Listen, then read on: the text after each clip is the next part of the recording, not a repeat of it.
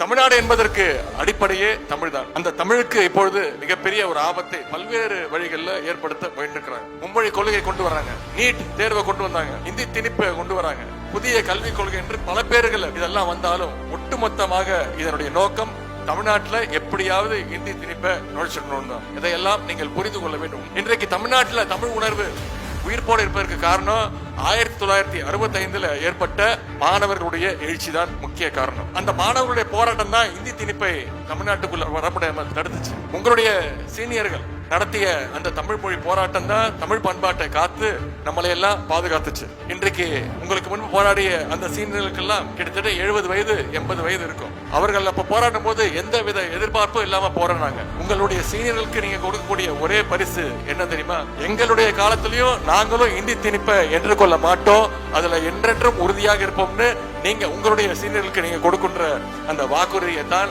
அவங்க விரும்புவாங்க.